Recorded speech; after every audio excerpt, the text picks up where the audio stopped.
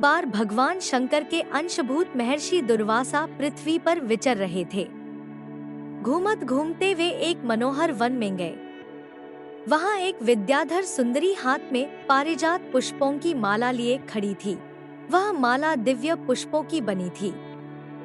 उसकी दिव्य गंध से समस्त वन प्रांत सुवासित हो रहा था। दुर्वासा ने विद्याधरी से वह मनोहर माला मांगी। विद्याधरी ने उन्हें आदरपूर्वक प्रणाम करके वह माला दे दी। माला लेकर उन्मत्त वेशधारी मुनि ने अपने मस्तक पर डाल ली और पुनः पृथ्वी पर भ्रमण करने लगे। इसी समय मुनि को देवराज इंद्र दिखाई दिए, जो मतवाले ऐरावत पर चढ़कर आ रहे थे। उनके साथ बहुत से देवता भी थे। मुनि ने अपने मस्तक पर पड़ी माला उतार कर हाथ में ले ली। उसके ऊपर भौरे गुंजार कर रहे थे। जब देवराज समीप आए तो दुर्वासा ने पागलों की तरह वह माला उनके ऊपर फेंक दी। देवराज ने उसे ऐरावत के मस्तक पर डाल दिया।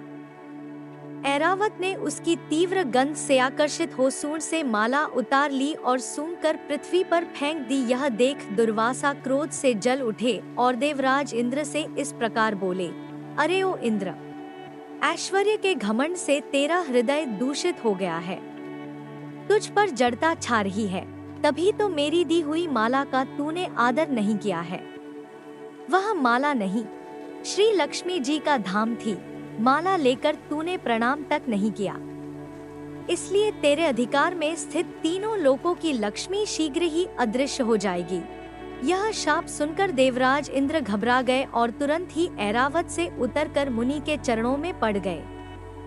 उन्होंने दुर्वासा को प्रसन्न करने की लाख चेष्टाएं की, किंतु महर्षि तत्समस न हुए। उल्टे इंद्र को फटकार कर वहां से चल दिए। इंद्र भी ऐरावत पर सवार हो अमरावती को लौट गए। तब से तीनों लोकों की लक्ष्मी नष्ट हो गई। इस प्रकार त्रिलोकी के श्रीहीन एवं सत्वरहित हो जाने पर दानवों ने देवताओं पर चढ़ाई कर दी। देवताओं में अब उत्साह कहाँ रह गया था। सबने हार मान ली। फिर भी देवता ब्रह्मा जी की शरण में गए। ब्रह्मा जी ने उन्हें भगवान विष्णु की शरण में जाने की सलाह दी तथा सबके साथ वे स्वयं भी क्षीर सागर के उत्तर तट पर गए। वहां पहुंचकर ब्रह्मा आदि देवताओं ने बड़ी भक्ति से भगवान विष्णु का स्तवन किया। भगवान प्रसन्न होकर देवताओं के सम्मुख प्रकट हुए। उनका अनुपम तेजस्वी मंगलमय विग्रह देखकर देवताओं ने पुनः स्तवन किया। तत्पश्चात भगवान ने उन्हें क्षीर सागर को मथने की सलाह दी और कहा, इससे अमृत प्रकट होगा। उसके पान करने से तुम सब लोग अजर अमर हो जाओगे। किंतु यह कार्य है बहुत दुष्कर, अतः तुम्हें दैत्यों को भी अपना साथी बना लेना चाहिए। मैं तो तुम्हारी सहायता करूंगा ही। भगवान की आज्ञा पाकर देवगण दैत्यों से संधि करके अमृत प्राप्ति के लिए प्रयास करने लगे। वे भांति भांति की औषधियां लाए और उन्हें क्षीर सागर में छोड़ दिया। फिर मंदराचल पर्वत को मथानी और वासुकी नागराज को रस्सी बनाकर बड़े वेग से समुद्र मंथन का कार्य आरंभ किया। भगवान ने वासुकी की पूंछ की ओर देवताओं को और मुख की ओर दैत्यों को लगाया। मंथन करते समय वासुकी की निःश्वासानी से झुलसकर सभी दैत्य निस्तेज हो गए और उसी निःश्वास वायु से विक्षिप्त होकर बादल वासुकी की पूंछ की ओर बरसते थे, जिससे देवताओं की शक्ति बढ़ती गई। भक्त वत्सल भगवान विष्णु स्वयं कच्छप रूप धारण कर क्षीर सागर में घूमते हुए मंदराचल के आधार बने हुए थे। वे ही एक रूप से देवताओं में और एक रूप से दैत्यों में मिलकर नागराज को खींचने में भी सहायता देते थे तथा एक अन्य विशाल रूप से जो देवताओं और दैत्यों को दिखाई नहीं देता था, उन्होंने मंदराचल को ऊपर से दबा रखा था। इसके साथ ही वे नागराज वासुकी में भी बल का संचार करते थे और देवताओं की भी शक्ति बढ़ा रहे थे। इस प्रकार मंथन करने पर क्षीर सागर से क्रमशः कामधेनु वारुणी देवी, कल्पवृक्ष और अप्सराएं प्रकट हुई। इसके बाद चंद्रमा निकले, जिन्हें महादेव जी ने मस्तक पर धारण किया।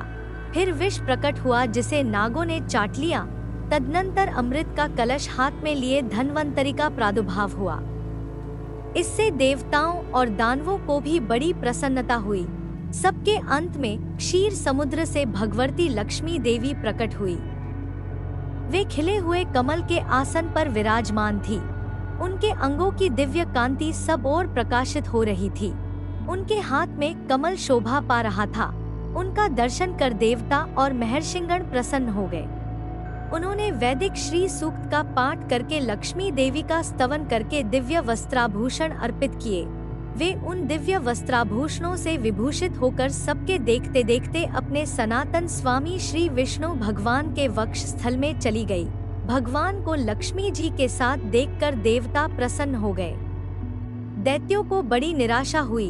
उन्होंने धन्वंतरी के हाथ से अमृत का कलश छीन लिया, किंतु भगवान ने मोहिनी स्त्री के रूप से उन्हें अपनी माया द्वारा मोहित करके सारा अमृत देवताओं को ही पिला दिया। तदनंतर श्री लक्ष्मी जी ने देवताओं को मनोवांछित वरदान दिया।